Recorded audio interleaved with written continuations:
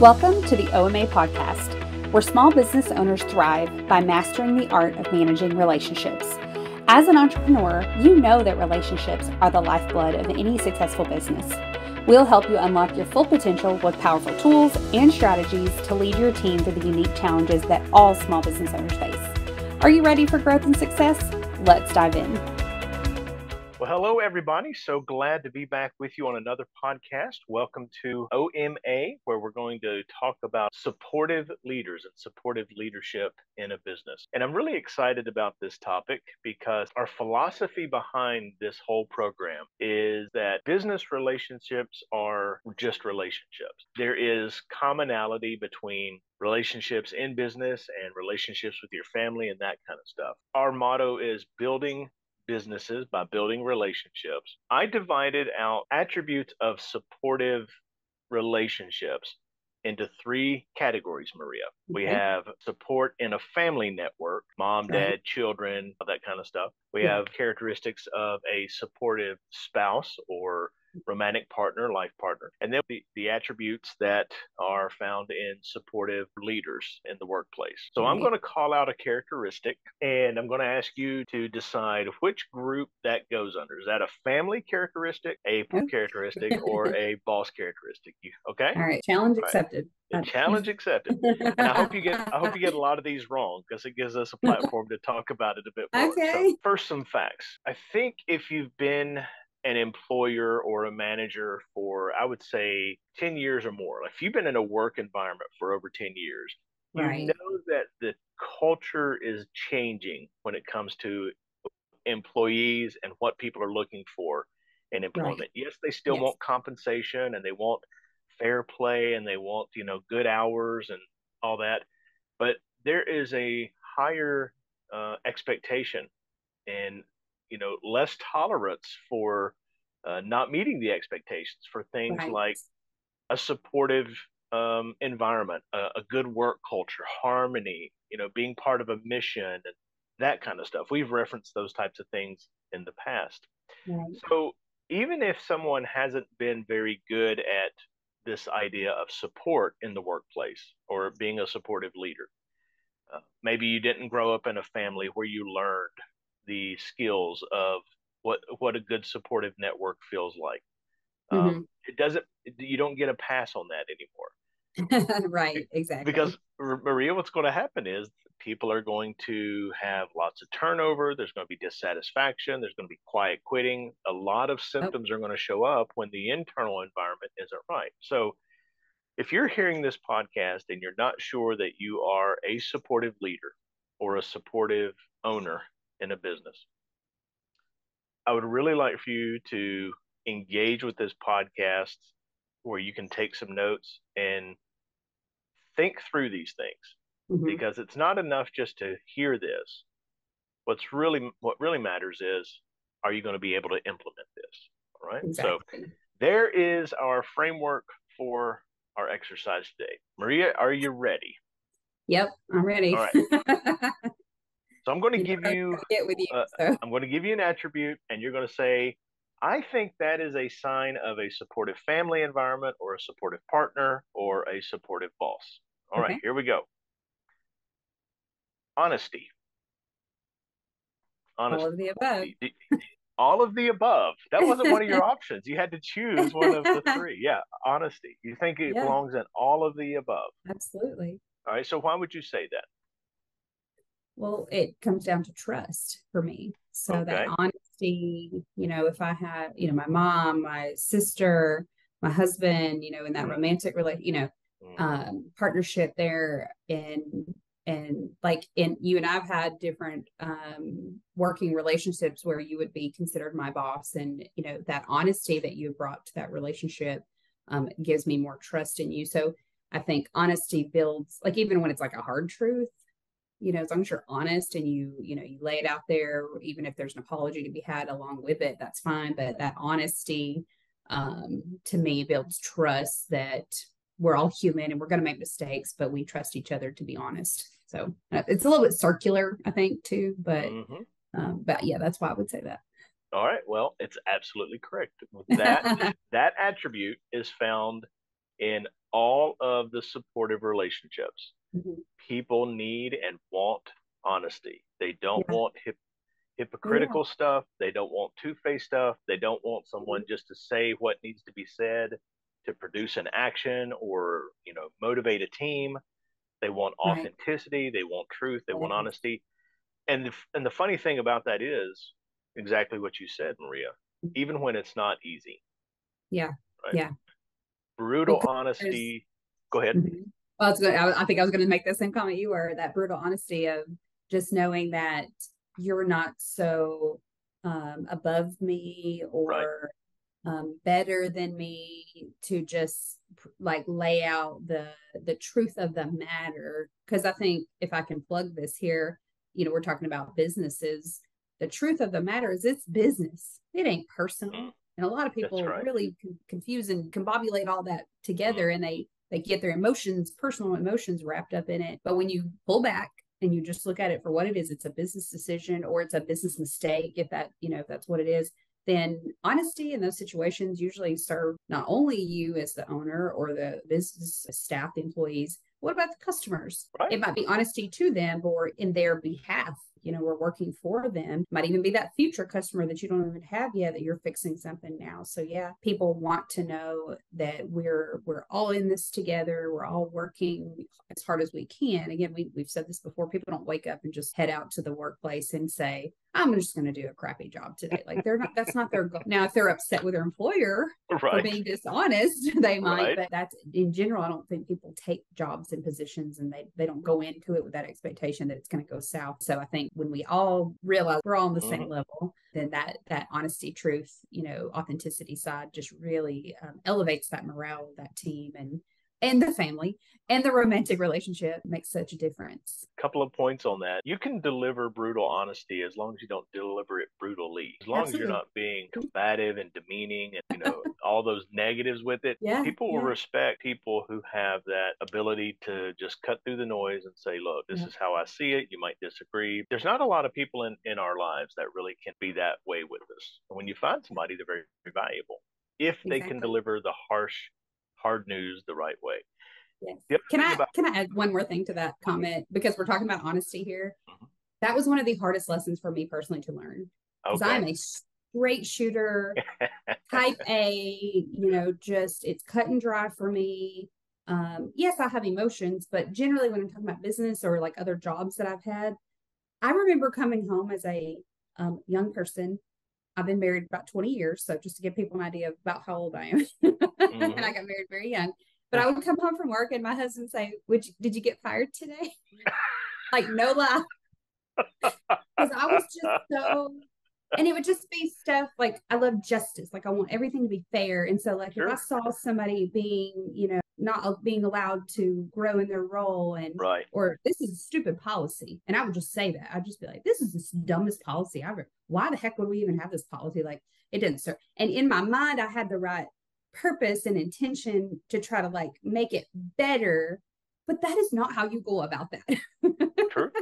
So True. in full honesty, I think you and I and Missy when she's here, I think it's fun to share those things with people that like we've had the Hmm. growth of this too. Like Oh yeah. no one's immune from it. So, but that was a especially hard thing for me to learn to go like, okay, I got to be more diplomatic and I have to be more empathetic toward their Hmm. side of maybe their Hmm. hands are tied for that policy. Hmm. Maybe they hate it too. And there's a better way to come alongside them and become allies in this versus me now being their enemy, even if they hate the policy too, because I'm being a jerk about it, or a jerk towards them. And again, that triggers emotions. And Lord, we could talk, I'm sure, days on days about that type of thing. But I wanted to throw that out there that, if Yeah. this is something that you find yourself doing, like it can be fixed. You can work through that and have a team at the end of the day that you're proud of and they're proud to work for you because Yeah. you're gentle and you're truthful all at the same time.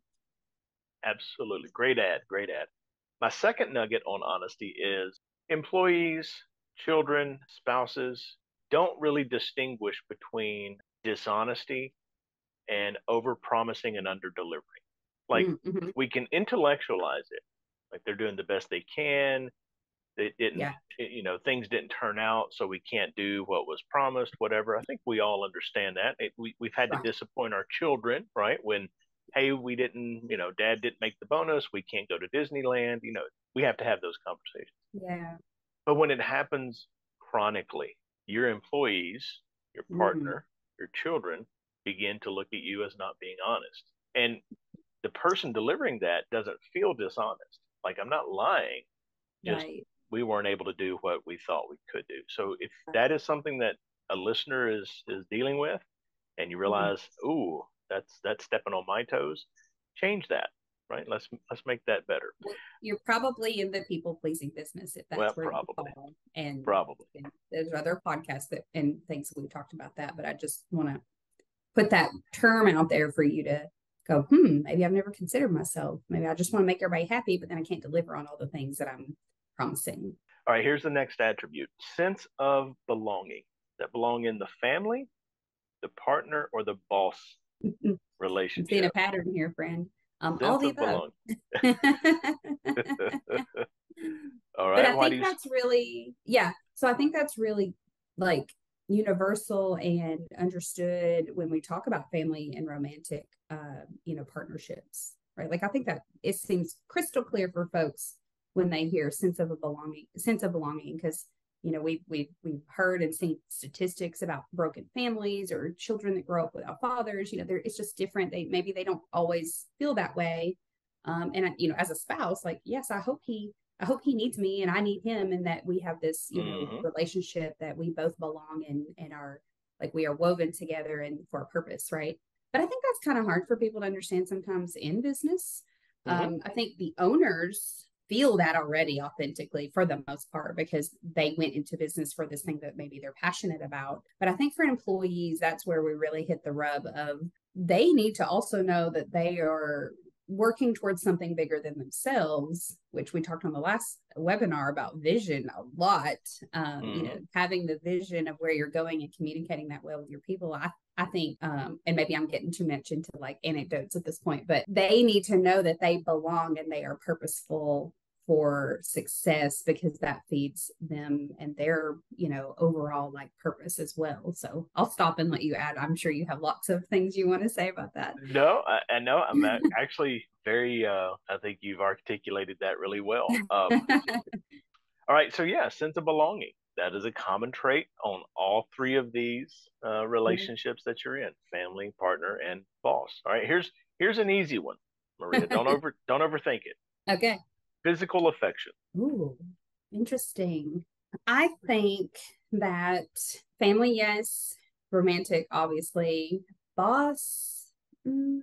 Wow, And you're and 3 out of 3 here. and Okay, it could good. be how we define. I mean, in the general sense, when I hear that term, I go, "Ooh, physical affection" starts sounding scary when you're talking about the workplace. So, I was really glad to see that that didn't make the list of bosses or managers, right? right, yeah, no, Yeah, because you don't want a physical affection in the workplace, no, and even on the work that we're doing with our clientele, yeah, we've actually seen where spouses have started a business, and that doesn't always go the right way. Like, you right. are kind of a unicorn in that way. You and your husband have a business well together. You're not hmm quite as in there as much as you used to be. You have other Right, businesses that you're doing and overseeing, but I have seen some toxicity in the business world or yeah. in their business that they're just not really. They might be great as partners, but they're really not do well as coworkers or co-owners, Correct.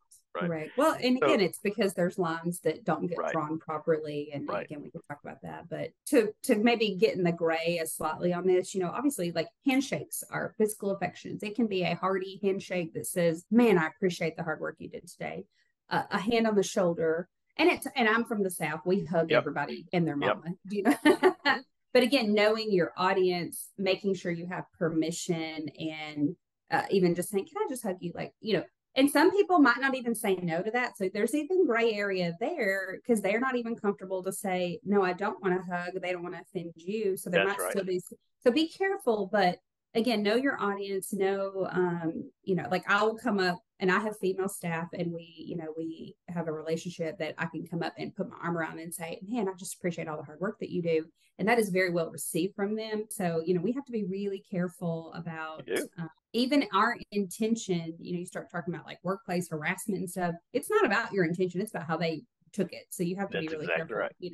Again, we're not going to get in the weeds on that too much, but I don't want to scare somebody and say I can't ever touch somebody. It's not necessarily there's zero touch, but you have to understand what's appropriate, what's inappropriate. What about admits mistakes? Where do you think that belongs? Like, I am willing to admit when I screwed up. Does that belong in a family relationship, a romantic relationship, or a business relationship? All the above. I have a fun story about this. Okay, go ahead. So, like I said, my husband and I have been married for 20 years. And I think this one point is probably like one of the most critical parts of our success as a married couple. So when we were young, we were smart enough to ask people that had been married lots longer than us to say, like, what's the secret? How do you, stay happy? And we got two pieces of advice. Don't go to bed angry. But the other one was learn to say, I'm sorry, honey, you were right and I was wrong. And it started out as a joke because there was an older gentleman who told my husband, like, you should just tell your wife always. Just no matter what happens, friend, like, just tell her, honey, you were right. I was wrong. So patronizing and whatever. Right. Right. And so it became a joke. And then now it's like a fundamental rule. Like he and I just have this understanding that if one of us do something, you have to say it out loud. Like, we will, even if you grit your teeth, I don't care. Like you have to say it. I'm sorry, honey. You were right. I was wrong. We get more gentle as we've gotten older about it. But full disclosure, I'm pretty well an open book, anyways. But I remember a few times where when you're really heated and frustrated about a situation. I'm sorry, honey. You were right and I was wrong. Like there, you happy? And that's not the right way to go about that. But yes, admitting when you have made a mistake can actually be quite liberating. Mm-hmm. And again, going back to the original point of honesty and trust. When I already know, like I know that I could go to my husband and say, honey, I made a mistake. I backed the car into the garage, or I dropped this antique that was your great aunt, whoever, and he might be heartbroken, like, oh God, that's going to cost a lot to fix the garage, or oh, that's irreplaceable, right? But the fact that I already know that he trusts me and knows that I wouldn't have done it intentionally. And then we have this honesty factor where he knows that I'm not hiding those things from him. But the fact that I can bring the bad news and go, sorry, it's a very circular, like you give respect, you get respect, you give respect, you get respect. That is more of that essence of what you're saying. Yeah. And if you are in any relationship at all, like you're not living as a hermit in a cave all of your life, right? Right. And you haven't ever said to someone, you were right, I was wrong, I'm sorry about that. Mm-hmm. You've got a problem, right? I agree. It's not enough to that. Okay, it's understood. We don't have to state it. It's not enough to do that. So if you're listening to this podcast and you've never uttered that phrase sincerely to another person, you got issues. And it's time to get those addressed because it's going to affect those relationships. My story on admits mistakes is actually something that you and I covered several years ago. We were looking at your business, remember? And I was going through your numbers. Yeah. And I like to have fun when I'm right because it happens so often. So we were looking at your numbers and you had assured me, no, we're not doing that. We're doing this the right way. And those numbers must be wrong. And okay. And that was really one of the first times I'd ever had any pushback from you. I mean, you were pretty adamant that you guys were doing it right. So I was like, well, the numbers don't agree. Maybe the numbers are wrong, but it's unlikely. But we'll circle back to this another day. Yeah, you challenged me to go triple check it, so I did. That's right. And then I think a few weeks later, I was driving back from a vacation with my family, and either you called me or I called you, and you said, well, we started looking at the details, and we have 4 pages of like people that haven't been handled the right way and processed and blah, blah, blah, blah, blah. And I remember putting you on speaker so that you could confess that I was right and you were wrong while my whole family was in the car. That's right. And was I gracious enough to do that? Yes, I was. Which my family hates to hear. So, yeah. But in that moment, okay, I love this. I love that I am I'm so glad you brought this up, even though it kind of puts me in a funny light. But no, no, it's such a good example of, could I have in that moment gotten my feelings hurt and Mm-hmm. frustrated with you Mm-hmm. and dug my heels in like Sure. many clients I've had will do, but because I was sincere about making sure my business was doing what it needed to do and it was the best it could be to my ability, swallowing that pill of pride and saying, Mm-hmm. okay, I'll go back, I'll pull the reports, and truly on top of that, calling, again, I don't know if it Yeah. was me, Right. but talking to you and saying, yeah, you're right, this is what I found, and it was uglier than I ever Mm-hmm. anticipated it to be in Mm-hmm. that moment. And that, it's hard. I mean, but at the same time, I was more interested in being better and growing my business Right. than being right. Right. And so I think from an ownership standpoint, like I, as the owner, or if I in any scenario, like we do that. Like we will Mm-hmm. sometimes, forego success to be right. That happens in relationships sometimes Sure. too. Like, Sure. we are foregoing this great relationship we could have with our family or our spouse just to stand on whatever, little bit of pride we have left in, that scenario. And even employees will do this back to you. So if you like, a lot of times people will probably listen to our podcast or our webinars and go, yeah, my employee does that. Well, it's probably because, friend, you were dishing it out to begin with. There you And, go. it's reciprocated. They're Mm-hmm. walking into your environment. Mm-hmm. It's not the other way around. Very rarely do we have a person that comes into our businesses who just, again, has that intention to just upheaval the whole place. And so I just want to put that warning out there. And again, I've told you I'm a straight shooter. I feel like it's one of those things, like we got to just be raw about it and say, like, if Mm-hmm. you're a staff or if you're employees, if you feel like, oh yeah, they do that to me, well, can we look in the mirror and make sure we haven't set that example first? That's And right. if not, if you're like, no, I truly, okay, well, then maybe they're not the right person for your business, but that's up another conversation we can have. But I just wanted to bring in maybe some additional thoughts when it comes to Sure. like being a business related topic, because I think some people might not necessarily make those connections. Well, you and I, we've known each other and worked together for many, many years now, Yeah. and I really consider that moment where I was being adamant about what I was seeing, you were being adamant Yep. about what you were seeing, but we weren't Yep. doing it in a ugly way, you Right. know. Right. And then, hey, you were right, and then we had fun with it. I Yeah. respected you for the Yeah. fact that you wanted to get better, and it didn't matter Right. if you were right or wrong. And I think you respected me that we could have Mm-hmm. that moment where our heads were butting a little bit, but Right. it was still okay. I mean, it Right. doesn't mean that we don't like each other or that we don't want to work together or there's any sort of bad blood between us. Mm-hmm. Well, and And we'd had and so much history up to that point that you sure. had already built trusted morale with Hmm. me that I knew this wasn't Shannon trying to beat me up. This Right. is Shannon trying to, elevate me Hmm. and help me. And again, that we, it's a puzzle, right? Like all these things go together. Like, so all of those things fit together, brought us to that moment where I didn't get off the phone going, that jerk. Like I had no thought of that, and I just truly was like disappointed in myself, probably more than anything Right. that mistake occurred, and it just frustrated me that it was there.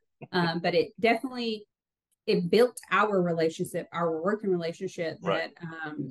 that truly that happened. I mean, and it from then on, anytime you brought something to the table, my antennas stick up and I go, wow, if he's seeing something, like what am I not seeing? And I can it I'm even more respectful and more open to your thoughts as a leader to me in that way. Hmm. And I Hmm. think owners and managers that hear this, I think you need to realize, like, it won't make the relationship worse; it'll make it better. There it is. There it Mm-hmm. is. Those moments, well, Yep.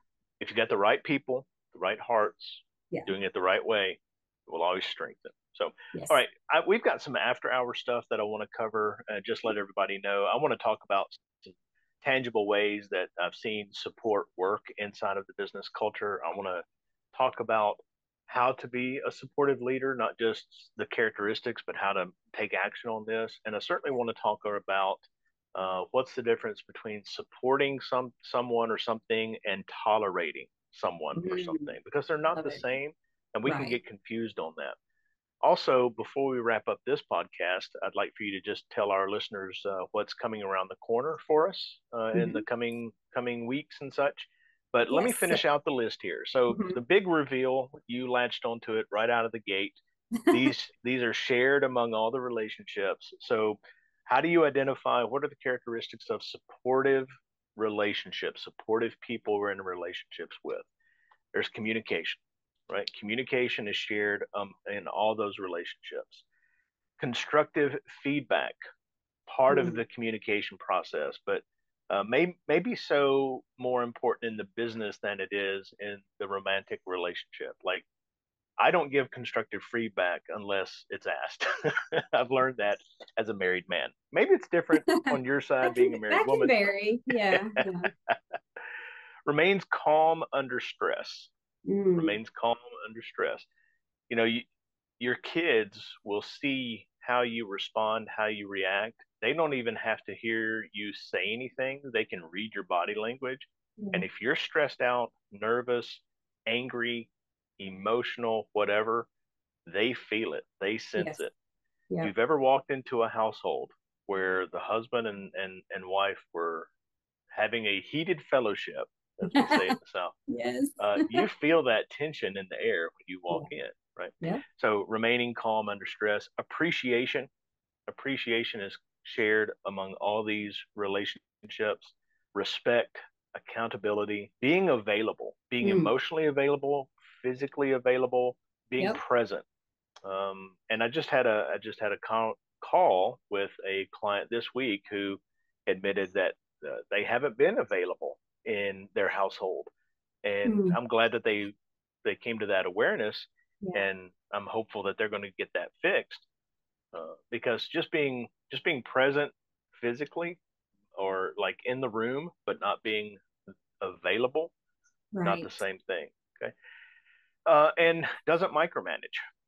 Now, that sounds like it's more boss, but as a married man, I don't like to be micromanaged by my wife, right? If she Fair. says, hey, I would like for you to do this, this, and this, if I've never done it before, show me, walk me through that. Like, right? Otherwise, Yep.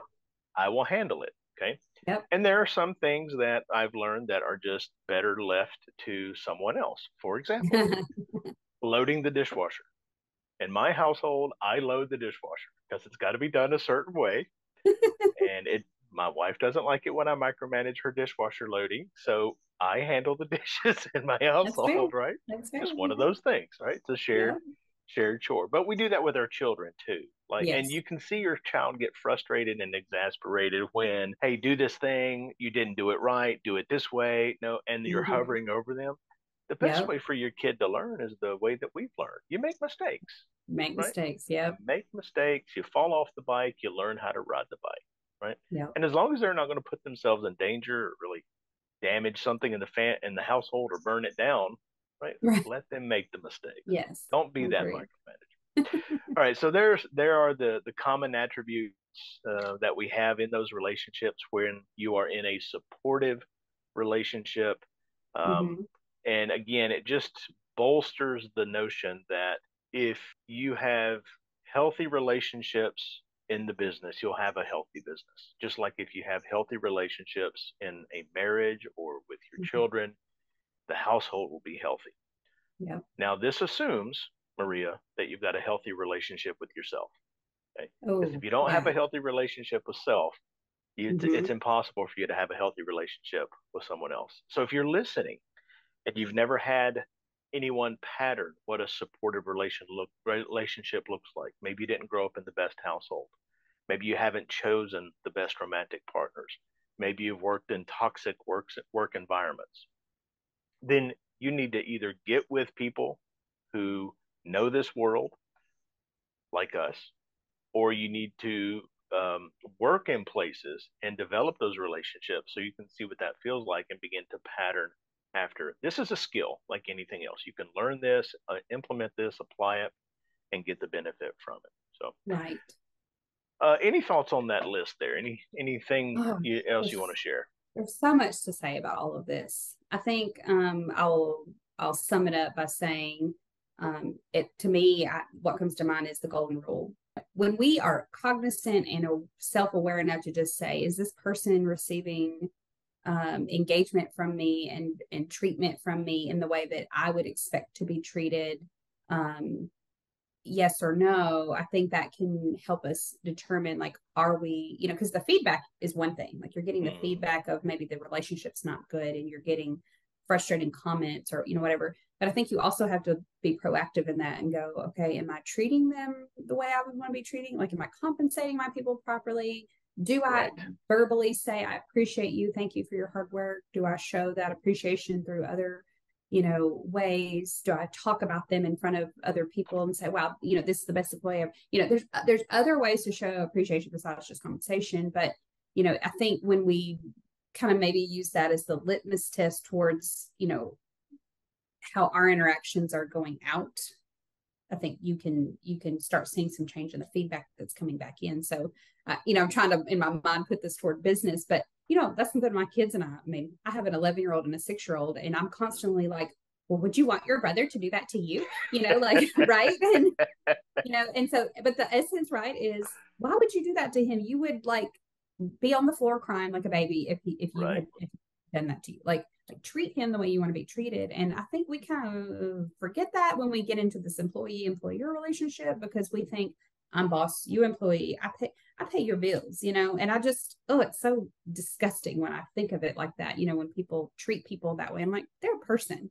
So the shoe might be on the other foot one day, friend. Like, treat them with kindness and respect the same way you would expect if you were in that situation. And that's just how I feel about it. So excellent. Yeah, even if you're not a Bible scholar, do unto others as you would have them do unto you, right? Yeah, I mean, that's hard to go wrong. Hard to go really wrong with that advice. Yep, so, absolutely. Hey, what's coming up for OMA around the corner that our listeners need to know about? Awesome. So we do webinars the first Friday of every month. In November, we are covering more in-depth topic of quiet quitting. We will be, if you haven't heard the podcast on that yet, it's coming. And then for this topic, for supportive leadership, we are going to dive into that webinar in December. So you most likely will hear this podcast again. Our goal is this will be your primer to this topic. Get your wheels in your brain turning, and maybe having you look a little closer to those interactions and start going, maybe there are some ways that I could do better at this supportive leadership role. So we're going to dive deeper into that in December. So please engage with us. You can also reach out through our website, OMA advisors with an S.com. We have the resource library there where there's tons of videos.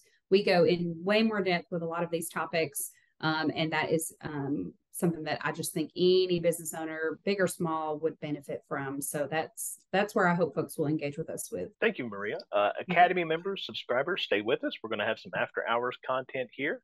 And if you are not one of those groups, you are welcome and invited to be one of those groups to get the after hours content as well. Thank you for joining us on this episode of the OMA podcast. We hope you gained valuable insights and inspiration to excel in your business relationships. If you enjoyed today's episode, don't forget to subscribe and leave a review. Your feedback means the world to us and helps us reach more entrepreneurs like yourself. For additional resources and to stay connected with our thriving community, visit our website at www.omaadvisors.com. Until next time, keep building those meaningful connections, and remember, your success starts with the nurturing of the right relationships. Take care, and let's make great things happen together.